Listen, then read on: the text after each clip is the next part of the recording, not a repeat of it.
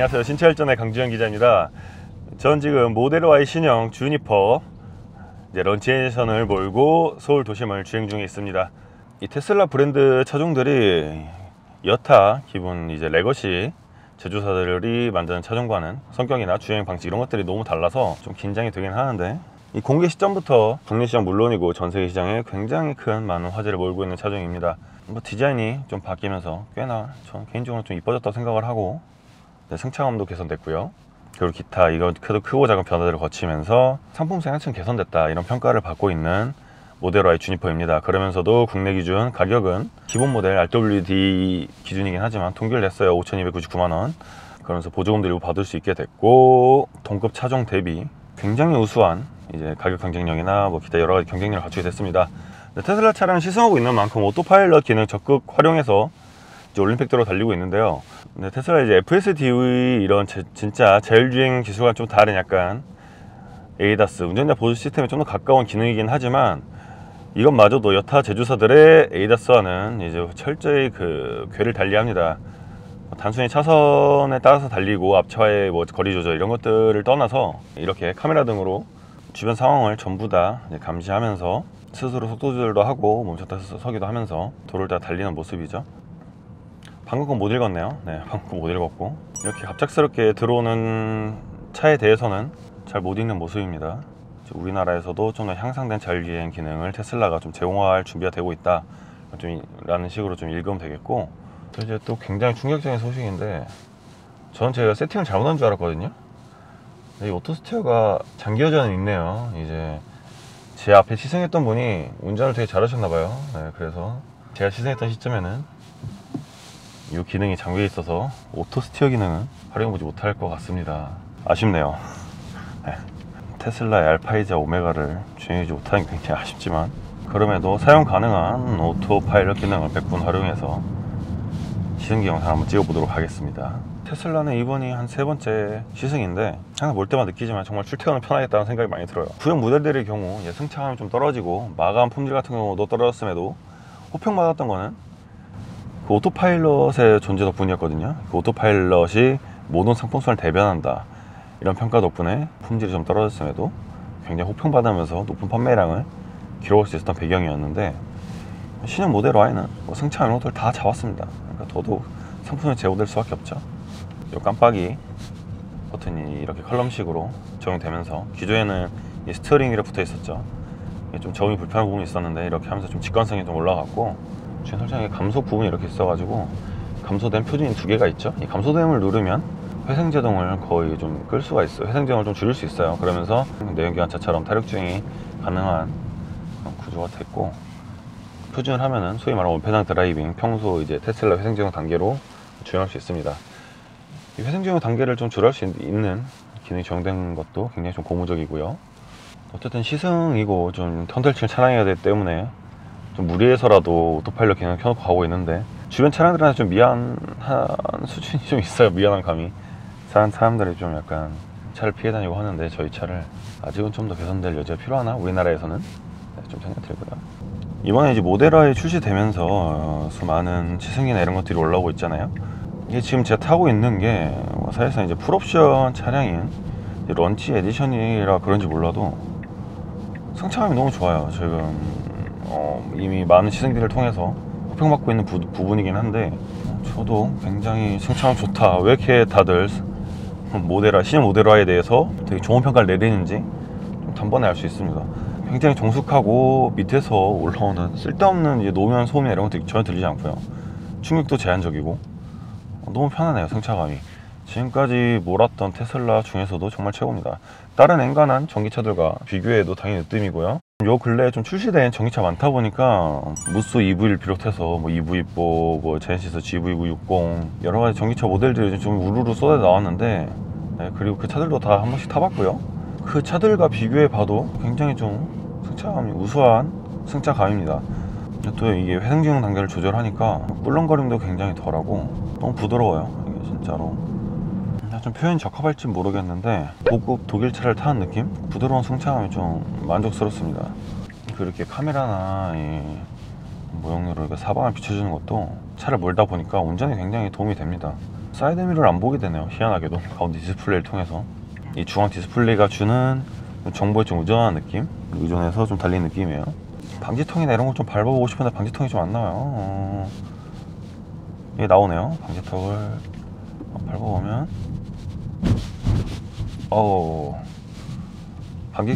방지턱은 꽤나 충격이 세게 올라오네요. 네. 이 부분 살짝 아쉬운 걸로. 다시 한번 생각해보니까 이 소리가 굉장히 컸던 거에 비해서 충격은 그냥 그랬던 것 같아요. 그리고 터널을 지나고 있는데 이건 뭘까요? 방금 보여준 그런 화면들은 개선이 필요한 부분으로 말씀드리겠습니다. 비포장도로 한번 달려보겠습니다.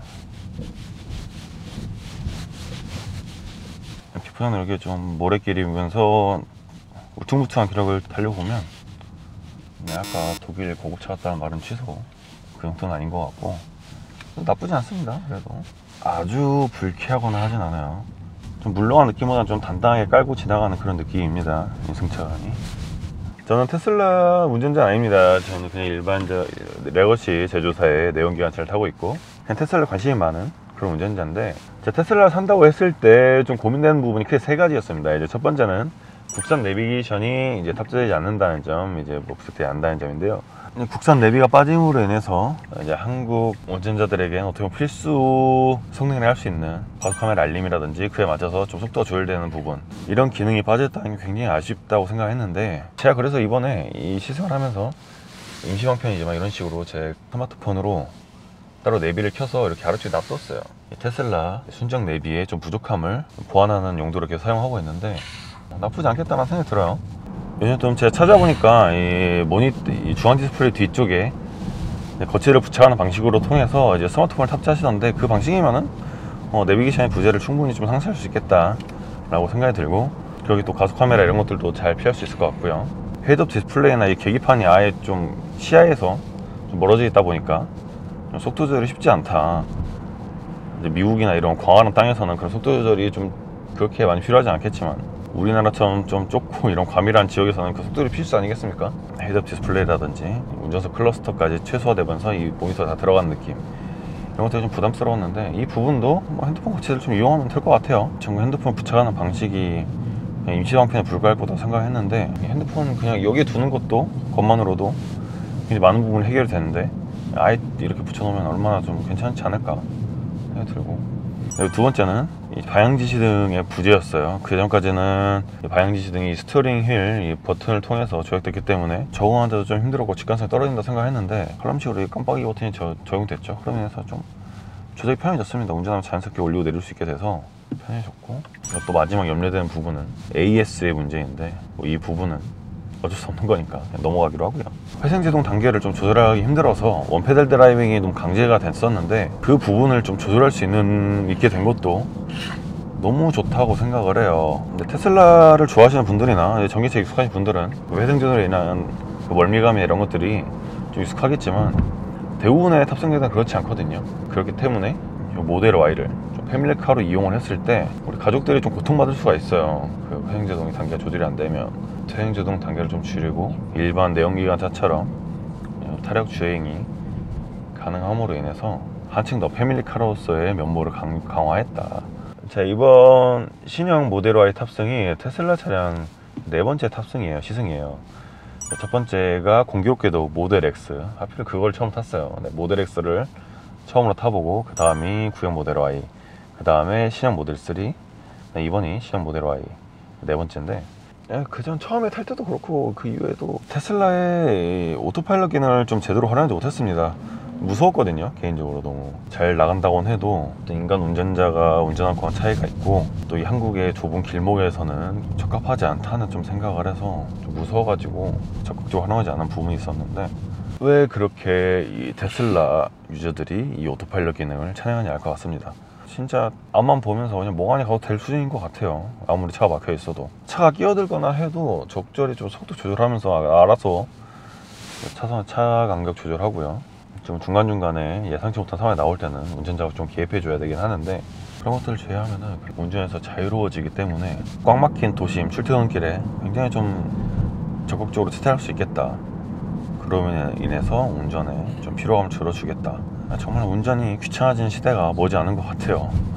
한편으로 무섭긴 하지만 시대가 좋아졌다라는 걸 깨닫게 해줍니다. 어쨌든 다른 제조사들은 이 정도의 ADAS, 자율주행 기능 이런 것들을 아직 제공하지 못하니까 정말 우리나라에서도 하루빨리 FSD 기능이 좀 채택됐으면 하는 그런 바람입니다. 또 테슬라 모델 Y가 이제 중형 SUV로서 패밀리카로 아주 적기 아니겠습니까?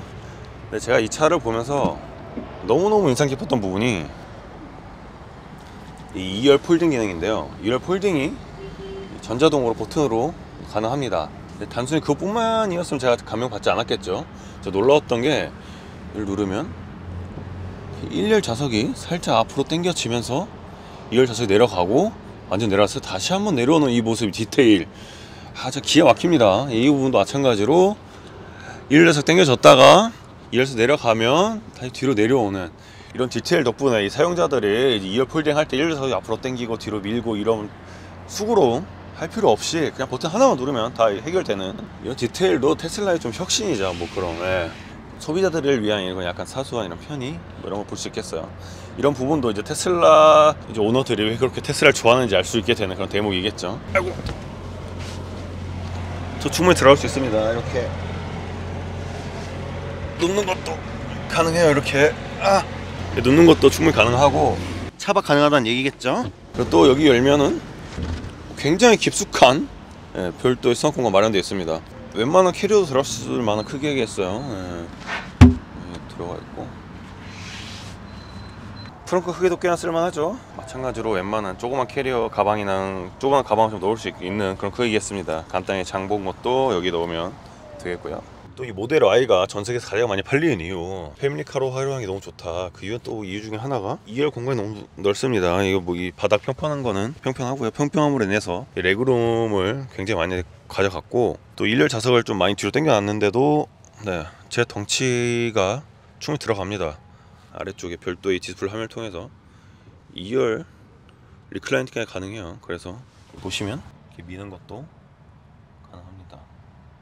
그래서 뭐 1열만큼 아니지만 지금 2열 좌석도 이제 충분히 뒤로 밀 수가 있고 그러면 인해서 편하게 탑승할 수 있다. 2열에서도 말씀드리고 싶고 뭐 2열 별도의 온유 시트 이런 것들 적용돼 있고 또 이 위쪽에 필름이 적용돼서 햇빛이 그렇게 강하게 비추지 않아요. 저희가 굉장히 지금 햇빛이 되게 센데 햇빛이 하나도 안 들어왔거든요. 주행하면서 이 부분은 좀 긍정적이다. 다만 이 필름 위쪽에 끊기는 부분 많은 분들이 좀 지적 주셨죠. 이 필름 끊기는 부분은 사실 좀 아쉽다. 디스플레이 통해서 뭐 이런 엔터테인먼트 즐길 수 있고요. 게임도 가능합니다. 테슬라 차량들의 이제 공통적인 장점 중에 하나가 뛰어난 연비 성능인데 이번 시승을 통해서도 신형 모델 Y의 뛰어난 연비 성능 확인했습니다. 서울 퇴근 시간대에 차량을 이제 주행하면서 메인 위에 나와 있죠. 이제 33km 달리면서 1시간 반 정도 달렸는데요.